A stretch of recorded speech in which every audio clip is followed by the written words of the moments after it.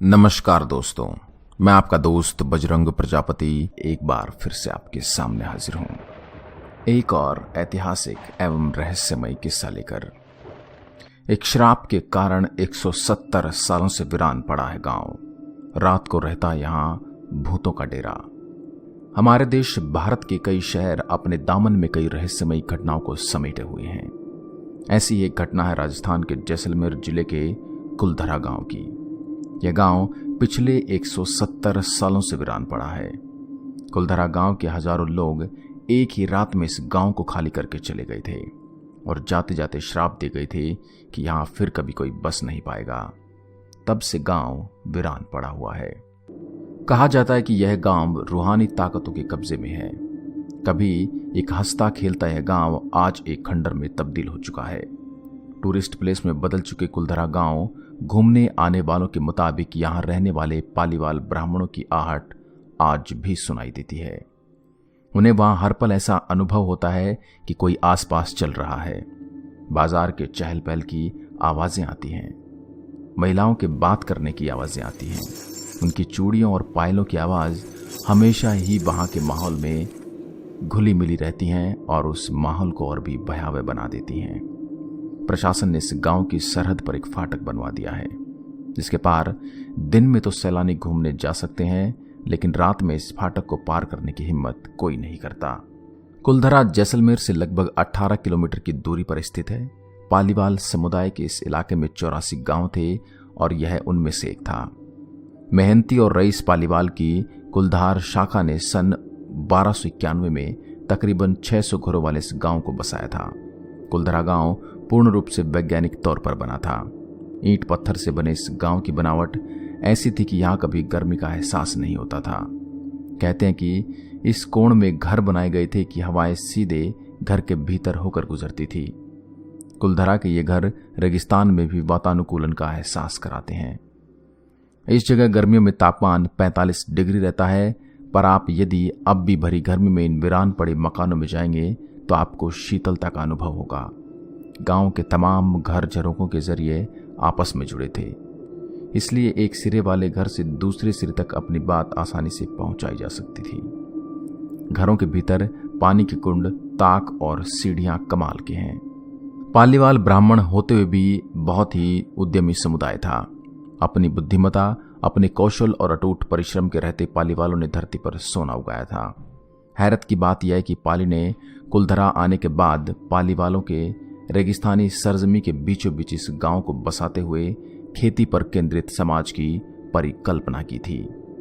रेगिस्तान में खेती पालीवालों की समृद्धि का रहस्य था। जिप्सम की परत वाली जमीन को पहचानना और वहां बस जाना। पालीवाल अपनी वैज्ञानिक सोच, प्रयोगों और आधुनिकता की वजह से उस समय में भी इतनी तरक्की कर पाए थे। पालीवाल समुदाय आमतौर पर खेती और मवेशी पालने पर निर्भर रहता था और बड़ी शान से जीता था। जिप्सम की परत बारिश के पानी को जमीन में अवशोषित होने से रोकती है और इसी पानी से पालीवाल खेती करते थे और ऐसी वैसी नहीं बल्कि जबरदस्त फसल पैदा करते थे। पालीवालों के जल प्रबंधन की इस तकनीक ने थार रेगिस्तान को इंसानों और मवेशियों की आबादी या तादाद के हिसाब से दुनिया का सबसे सघन रेगिस्तान बनाया।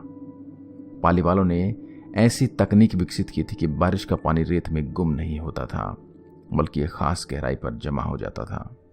आइए जानते हैं कुलधरा के वीरान होने की कहानी। जो गांव इतना विकसित था तो फिर क्या वजह रही कि वह गांव रातों रात वीरान हो गया। इसकी वजह था गांव का अय्याश दीवान सालम सिंह, जिसकी गंदी नजर गांव की एक खूबसूरत लड़की पर पड़ गई थी। दीवान उस लड़की के पीछे इस कदर पागल था कि बस किसी तरह से उसे पा लेना चाहता था। उसने इसके लिए ब्राह्मणों पर दबाव बनाना शुरू कर दिया। हद तो तब हो गई कि जब सत्ता के मद में चूर उस दीवान ने लड़की के घर संदेश भिजवाया कि यदि अगली पूर्णमासी तक उसे लड़की नहीं मिली तो वह गांव पर हमला करके लड़की को उठा ले जाएगा। गांव वालों के लिए यह मुश्किल की घड़ी थी। उन्हें या तो गांव बचाना था या फिर अपनी बेटी।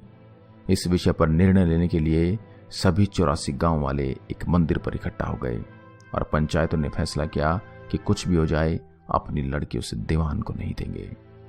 फिर क्या था, गांव वालों ने गांव खाली करने का निर्णय ले लिया और रातों रात सभी 84 गांव आंखों से ओझल हो गए। जाते जाते उन्होंने श्राप दिया कि आज के बाद इन घरों में कोई नहीं बस पाएगा। आज भी वहां के हालात वैसे ही हैं जैसे उस रात थी जब लोग उसे छोड़कर गए थे। आज भी है श्राप का असर। पालीवाल ब्राह्मणों के श्राप का असर यहां आज भी देखा जा सकता है। जैसलमेर के स्थानीय निवासियों की माने तो कुछ परिवारों ने इस जगह पर बसने की कोशिश की थी, लेकिन वह सफल नहीं हो सके। स्थानीय लोगों का तो यहां तक कहना है कि कुछ परिवार ऐसे भी हैं जो वहां गए जरूर लेकिन लौट कर नहीं आए। उनका क्या हुआ, वो कहां गए, ये आज तक कोई नहीं जानता। यहां की धरती में दबा है सोना, इसलिए आते हैं पर्यटक यहां इस चाह में आते हैं कि उन्हें यहां दबा हुआ सोना मिल जाए। इतिहासकारों के मुताबिक पालीवाल ब्राह्मणों ने अपनी संपत्ति, जिसमें भारी मात्रा में सोना, चांदी और हीरे जवाहरात थे, उसे जमीन के अंदर दबा रखा था। यही वजह है कि जो कोई भी यहां आता है वह जगह जगह खुदाई करने लग जाता है, इस उम्मीद में कि शायद वहां से सोना उसके हाथ लग जाए। यह गांव आज भी जगह जगह से खुदा हुआ मिलता है। पैरानॉर्मल सोसाइटी की टीम ने की कुलधरा गांव की पड़ताल। मई 2013 में दिल्ली से आई भूत प्रेत व आत्माओं पर रिसर्च करने वाली पैरानॉर्मल सोसाइटी की टीम ने कुलधरा गांव में एक रात बिताई। टीम ने माना कि यहां कुछ न कुछ असामान्य जरूर है। टीम के एक सदस्य ने बताया कि विजिट के दौरान रात में कई बार मैंने महसूस किया कि किसी ने मेरे कंधे पर हाथ रखा। जब मुड़कर देखा तो वहां कोई नहीं था। पैरानॉर्मल सोसाइटी के उपाध्यक्ष अंशुल शर्मा ने बताया था कि हमारे पास एक डिवाइस है, इसका नाम गोस्ट बॉक्स है। इसके माध्यम से हम ऐसी जगह पर रहने वाली आत्माओं से सवाल पूछते हैं।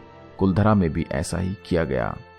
जहां कुछ आवाजें आई तो कहीं असामान्य रूप से आत्माओं ने अपने नाम भी बताए। शनिवार 4 मई की रात्रि में जो टीम कुलधरा गई थी, उनकी गाड़ियों पर बच्चों के हाथ के निशान मिले। टीम के सदस्य जब कुलधरा गांव में घूमकर वापस लौटे तो उनकी गाड़ियों के कांच पर बच्चों के पंजे के निशान दिखाई दिए। तो दोस्तों, ये थी कहानी कुलधरा गांव की, जिसे एक श्राप ने इस तरह से वीरान कर दिया कि शायद उसे आबाद होने में अभी और भी बहुत सारे साल लग जाएं और या शायद वो कभी ना हो पाए। आशा करता हूं आज की यह वीडियो आपको रोचक लगी होगी। देश और दुनिया की अन्य खबरों के लिए आप हमारे चैनल शब्दबाण को लाइक करें, शेयर करें एंड सब्सक्राइब करें। और अगर आपके पास भी है कोई कहानी इसी तरह की रहस्यमयी घटनाओं से जुड़ी, तो आप उसे हमारे साथ साझा जरूर करें।